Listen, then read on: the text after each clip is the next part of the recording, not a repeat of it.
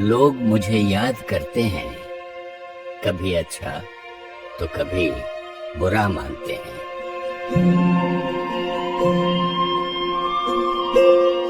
लेकिन वास्तव में मैं हूं केवल अनुभव। आज मैं आपको एक ऐसे व्यक्तित्व के जीवन के अंतिम दिनों के अनुभव सुनाऊंगा जिन्हें निराकार परमात्मा शिव ने नाम दिया प्रजापिता ब्रह्मा।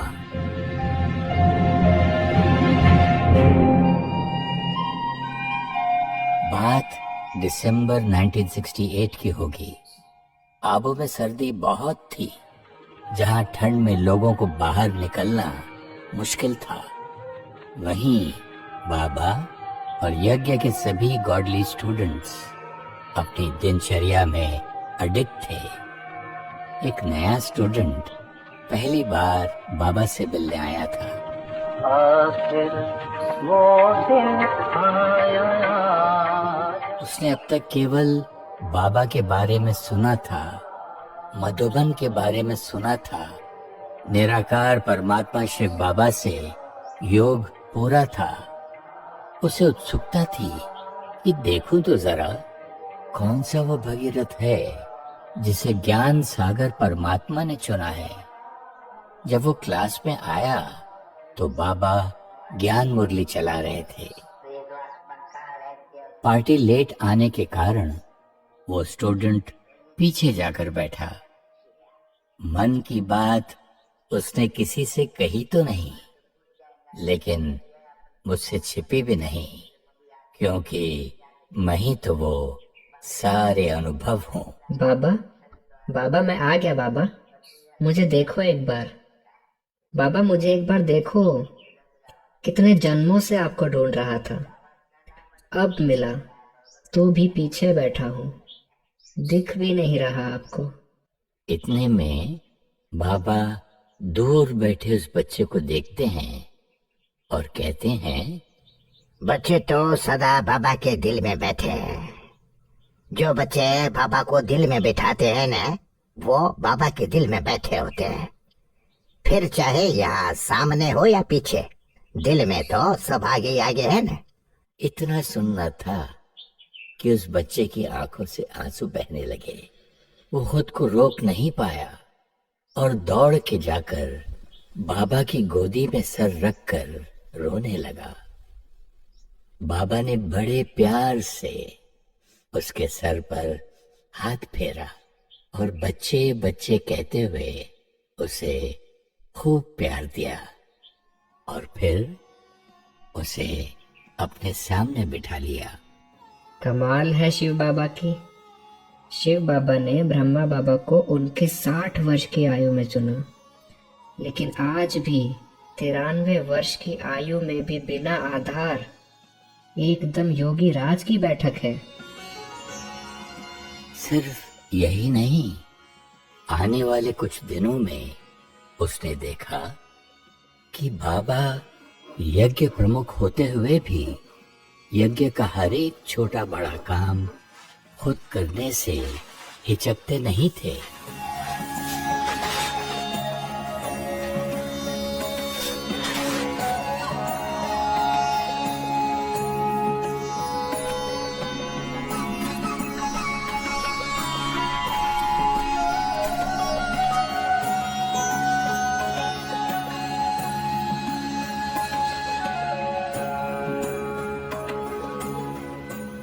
उन दिनों में बाबा बिल्कुल स्वीट साइलेंस में शिव बाबा की याद में खो जाया करते थे। इतना कि उन्हें आसपास होने वाला शोर या आवाज का कोई भान नहीं होता था।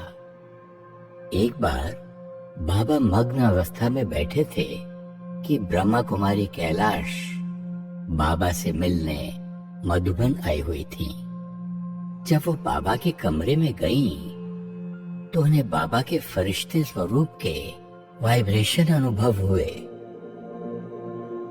बाबा ने उन्हें देखते ही बोला, बच्ची, आप तो संदेशी हो, एक बार वतन में देख कर आओ। कि वतन वाले बाबा और इस बाबा में कितना फर्क है। दरअसल बात कुछ वर्ष पहले की है, जब कैलाश बहन ने बाबा को बताया था कि सूक्ष्म वतन में जो आकारी ब्रह्मा बाबा हैं वो बहुत सुंदर हैं, उनकी तो तुलना ही नहीं हो सकती। तब से बाबा ने भी खुद के पुरुषार्थ की तीव्रता को बढ़ा दिया था। बाबा के प्रेम पूर्ण आग्रह को स्वीकार कर बहन वतन गई। जब वापस आई तो बोली, बाबा, वतन में तो आप ही थे। नहीं बच्ची, बाबा तो यहाँ है ना। बाबा वतन नहीं जा सकता, इसीलिए तो आपको भेजा। हाँ बाबा, लेकिन वतन में भी आप ही थे, एकदम ऐसे ही लाइट, सुंदर ही सुंदर। बाबा ने सुना और धीरे से बहन को कहा, बच्ची, ये बात तुम्हें किसी को बतानी नहीं है। बाबा को भी अपने अव्यक्त होने के इशारे मिल रहे थे और अनेक अन्य आत्माओं को भी। पुष्पाल दादी जब मधुबन में इन दिनों में थीं, तो देखा कि बाबा और दो दादियां क्लास से बाहर आ रहे हैं।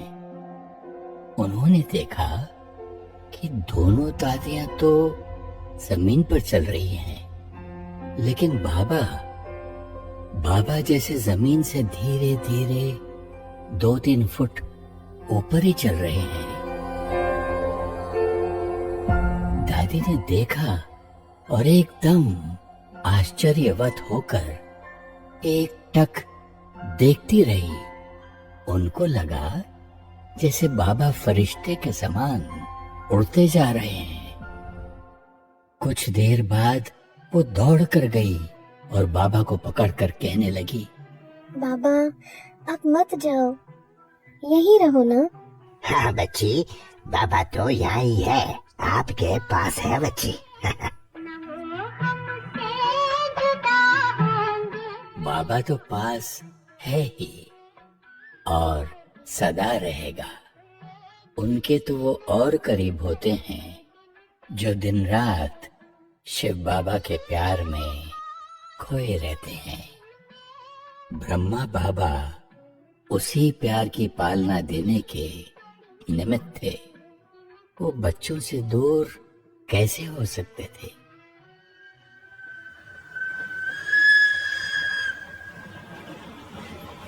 ये अनुभव लगभग बाबा के अव्यक्त होने से 1 हफ्ते पहले का है। दिल्ली से जगदीश भाई, जिन्हें प्यार और सम्मान से बाबा भी भाई साहब कहते थे, बाबा से मिलने आए थे। कोई बात उनके दिल में थी जो कोई नहीं जानता था, मैं जानता था। बाबा, कब पहुंचूंगा आपके पास? बस अब नहीं रहा जाता। न जाने क्यों मन बार बार कह रहा है कि बस अब और आपसे दूर नहीं रह सकता। बच्चे भले पधारे। बाबा भी बच्चे को देखना चाहता था। बोलो बच्चे, कैसे आना हुआ? बाबा, बस मुझे यहाँ कुछ दिन रहना है। मैं आपके पास ही रहना चाहता हूँ कुछ दिन। मुझे आपसे बिल्कुल अलग नहीं रहना है, बस बाबा, और कुछ नहीं। लेकिन बच्चे, वो किताब छपवानी है, बहुत जरूरी है। आप आज रहो, लेकिन कल ही जाकर उस किताब को छपवाओ। जी बाबा, सेवा तो जरूर होगी, लेकिन मन अजीब सा महसूस कर रहा है। बच्चे, बाबा चाहते हैं आप उस सेवा को करो। लेकिन बाबा, मन शिव बाबा में लगा रहे तो मन कभी परेशान नहीं होगा। यहाँ सब ठीक है और ड्रामा अनुसार ठीक ही होगा। आप सेवा पर जाओ। दोनों एक दूसरे के दिल को जानते थे, लेकिन दोनों ने वही किया, सेवा। ईश्वरीय कायदे और डायरेक्शन का सम्मान कितना कठिन होता है कर्तव्य और मर्यादा को निभाने के लिए अपनी भावनाओं को समेट लेना। जब भावनाएं इतनी शुद्ध और निस्वार्थ प्यार की हो तब तो और ही मुश्किल हो जाता है। लेकिन इस मुश्किल को भी बाबा ने सरल कर दिखाया। बच्चों को बाबा से बहुत बहुत प्यार था। बाल्यकाल से उनको ही अपने पिता के रूप में देखा था। और सच बताऊं तो बाबा को भी सभी बच्चों से बहुत प्यार था। बच्चे और बाबा एक दूसरे के बगैर जीवन की कल्पना भी नहीं कर सकते थे। दादी प्रकाशमणि बॉम्बे में सेवा अर्थ थी, लेकिन मास में एक बार मधुबन आ ही जाती थी।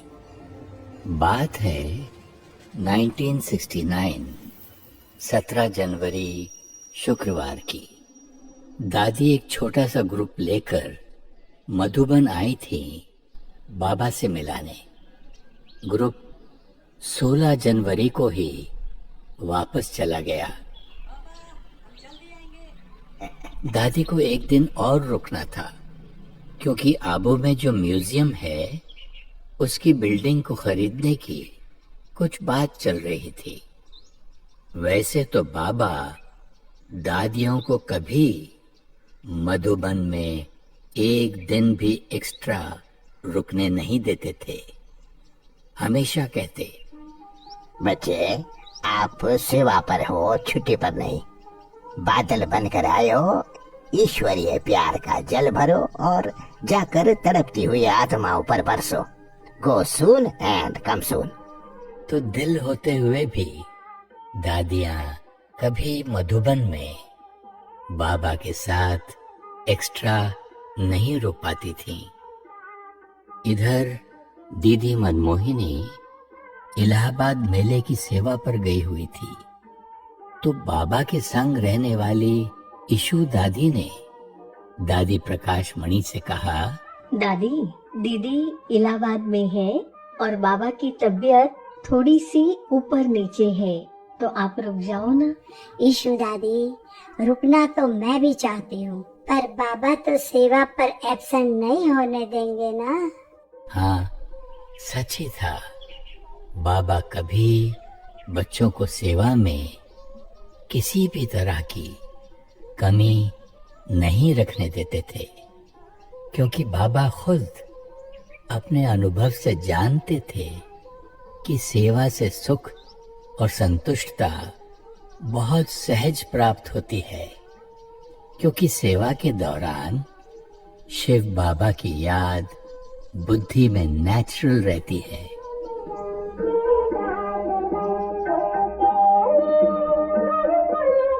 सत्रह जनवरी को दादी ने बाबा को बताया कि आबू म्यूजियम का जो मकान आपको पसंद आया था, वो मकान मालिक भाई हमें मकान देने को राजी हो गया है, तो इसकी लिखा पढ़ी जल्दी कर लेंगे।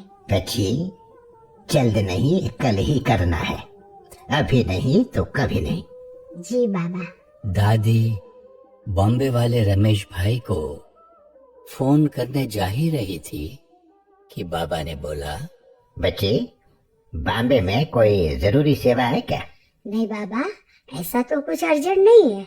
बच्ची, आप रुक जाओ, अभी कुछ समय तो आपको इधर ही रहना है। ये शब्द सुनना तो हर कोई चाहता था, पर सेवा के कारण कभी सुना नहीं था।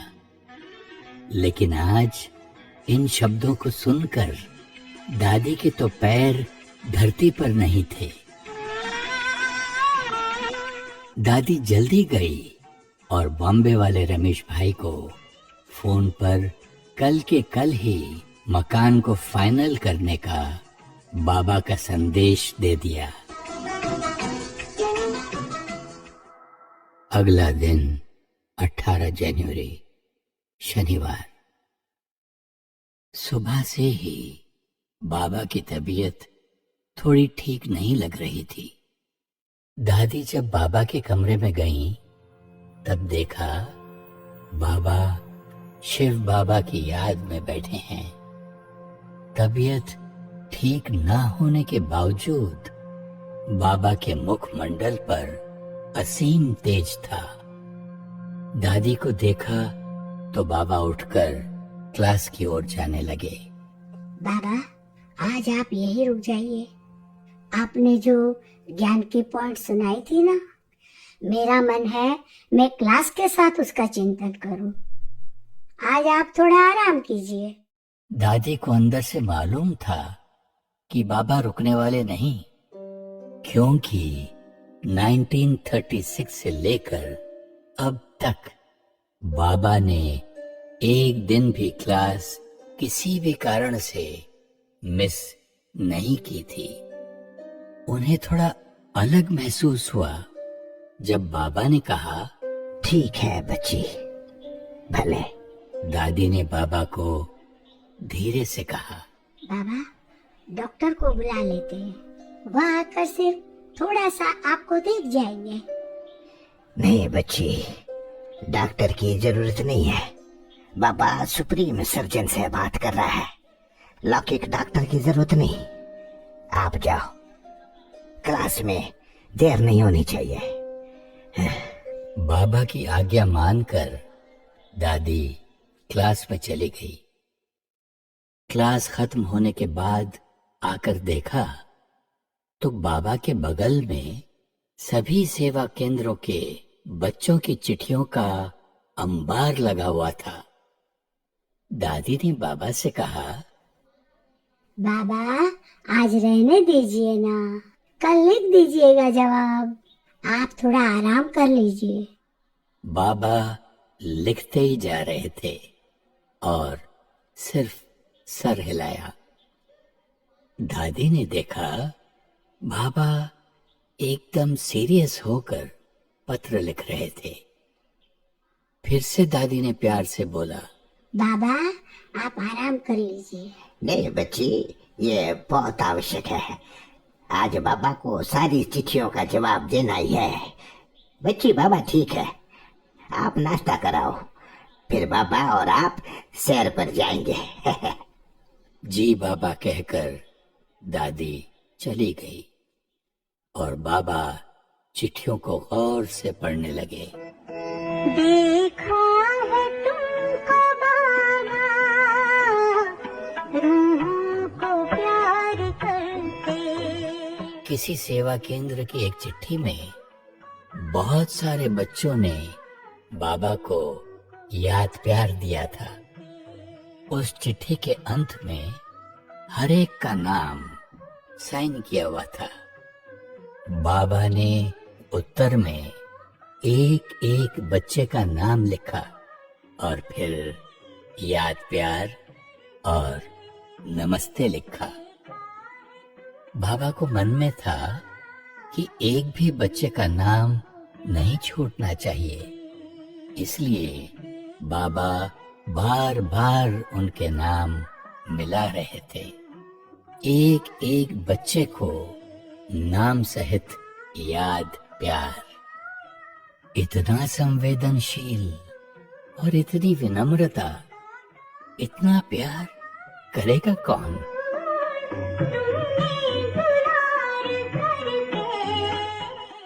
थोड़ी देर बाद दादी आई तो बाबा ने दादी का हाथ पकड़ा और पांडव भवन के कोने कोने में ले जाकर दिखा रहे थे। वैसे तो दादी को चप्पा चप्पा मालूम था, लेकिन फिर भी बाबा सैर करा रहे थे और वो भी छोटी बच्ची की तरह इस अनुभव को सहज रही थी।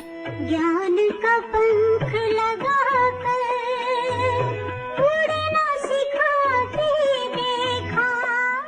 बच्ची, बाबा यहाँ बच्चों के लिए कमरा बनाने चाहते हैं। यहाँ अच्छी सी नानी होनी चाहिए।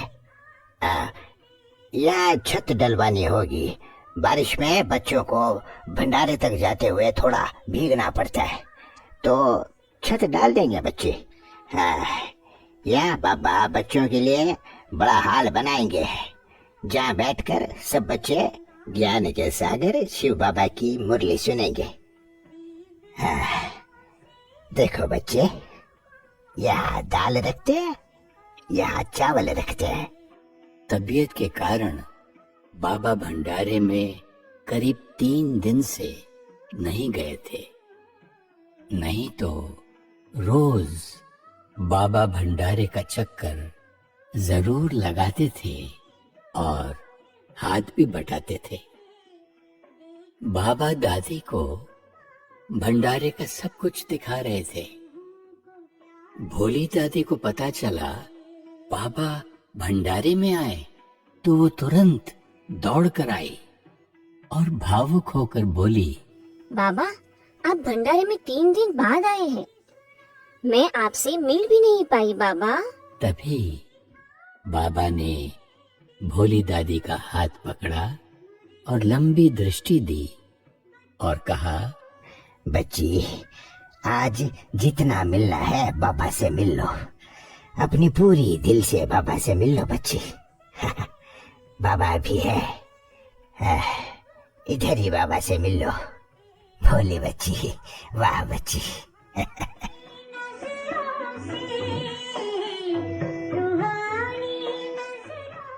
बच्ची देखो, अनाज आदि खत्म होने से पहले ही भोली भंडारी से पूछना चाहिए कि सब कुछ है।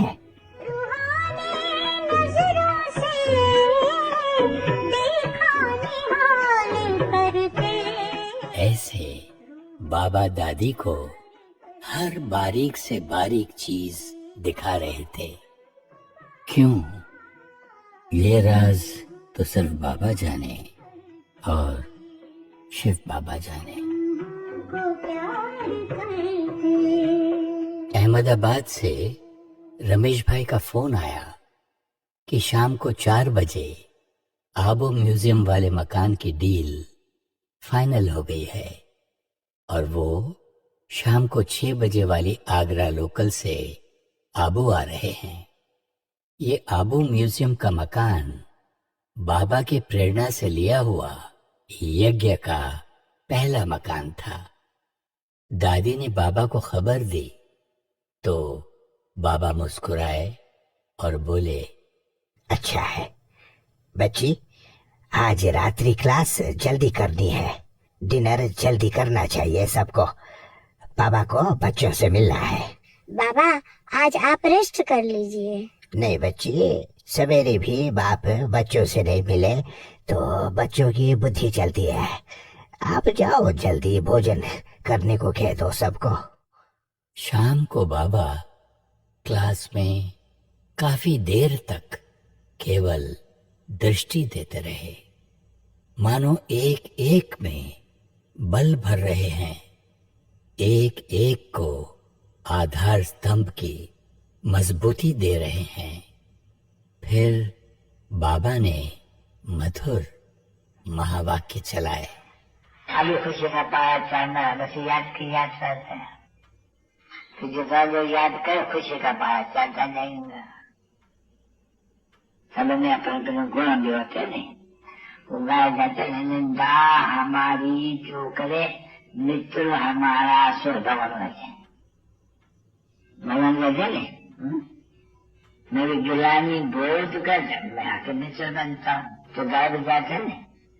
लेकिन जैसे पहले देवरानी बच्चे को थे, रूहानी बाप बता दादा दिलजान सिखाते, इनसे याद तारा गुड नाइट। मीठे मीठे रूहानी बच्चों के तो रूहानी बाप की नमस्ते। तो वो कितना निम्रता, प्यार, निरंकार बाप का होते हैं। अच्छा बाबा, रोज बाबा रात्रि क्लास के बाद गुड नाइट कहते थे। उस दिन बाबा ने कहा, अच्छा बच्चे, बाबा छुट्टी लेते हैं। सबको अलग तो लगा, लेकिन इतना ध्यान किसी ने नहीं दिया। फिर बाबा उठकर जाने लगे।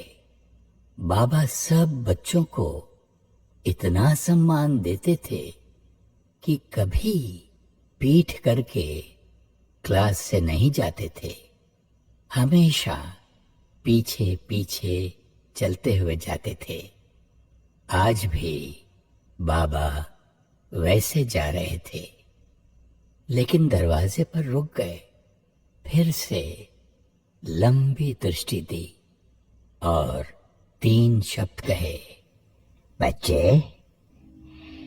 निराकारी, निर्विकारी, निरहंकारी। ये 3 शब्द आध्यात्मिक उन्नति का बीज है। रोज कई बच्चे बाबा को गुड नाइट करते थे।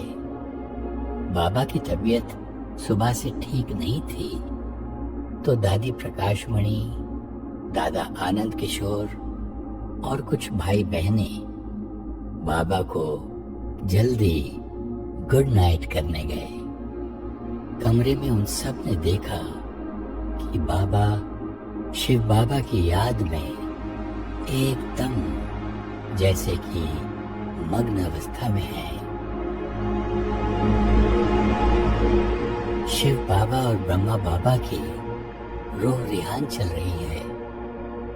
कमरे में अशरीरीपन का एक चमत्कारी वायुमंडल था। हर एक को शरीर का भान ही नहीं रहा।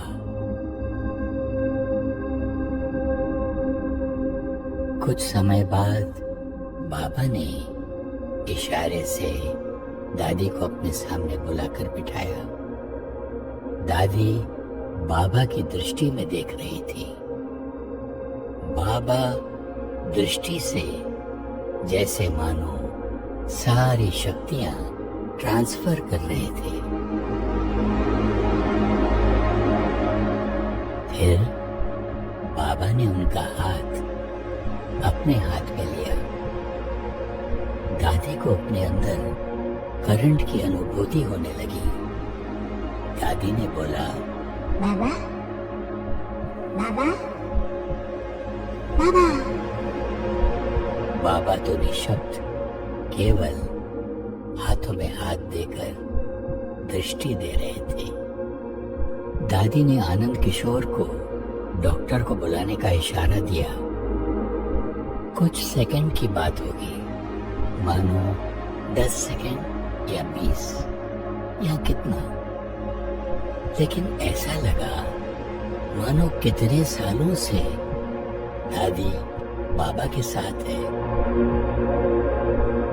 देखते ही देखते बाबा का हाथ ढीला हो गया और आत्मा पंछी शरीर के बंधनों को छोड़ उड़ गई। बाबा के शरीर को लिटाया। दादी को कुछ समझ नहीं आया कि हुआ क्या। सब कुछ एकदम अचानक हुआ, लेकिन अंदर एक अद्भुत शक्ति थी जो कह रही थी, बाबा तो अभी भी साथ है। साथ तो है ही।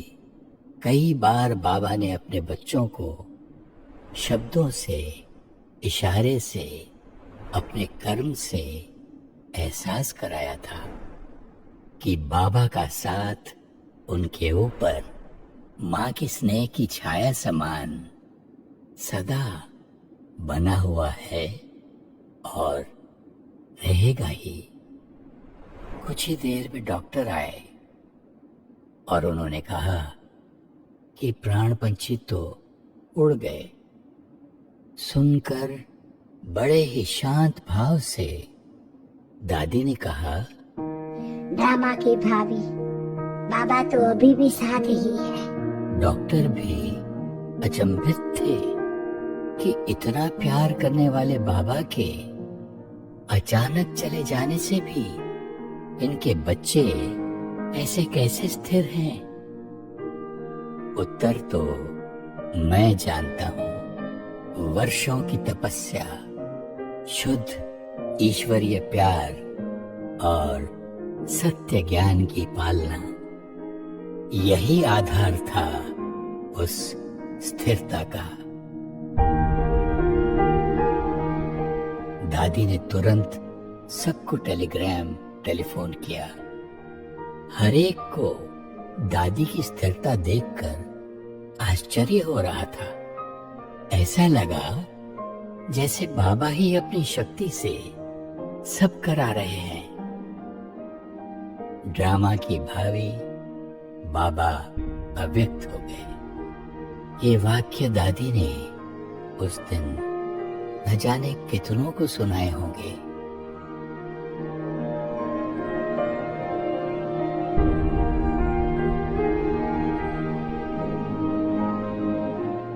अपने प्राण प्यारे बाबा के अव्यक्त होने का समाचार न सुनने वाले के लिए न ही सुनाने वाले के लिए आसान होगा, लेकिन मैंने देखा कि फरिश्ता स्वरूप ब्रह्मा बाबा जैसे हर आत्मा को अब भी प्यार और शक्ति भर रहे थे।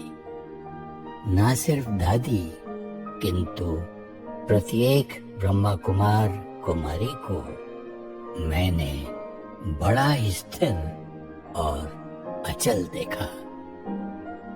बाबा के अचानक चले जाने से सब थोड़ा हैरान तो थे, लेकिन अब क्या होगा, आगे क्या होगा, ऐसे सवालों ने एक को भी हिलाया नहीं, क्योंकि हर एक का दिल जानता था कि परमपिता परमात्मा दिलाराम शिव बाबा विश्व परिवर्तन करने आए हैं, और जब तक विश्व परिवर्तन नहीं होता ये कार्य चलता रहेगा।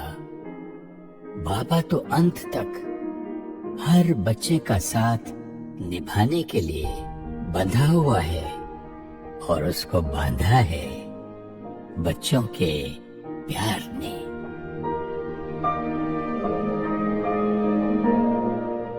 आज भी वो दिन मुझे नहीं भूलता। मैं जानता हूं विश्व कल्याण का महान कार्य शिव बाबा ही ब्रह्मा बाबा द्वारा बच्चों से करा रहे हैं। बच्चे तो केवल हाथ हैं।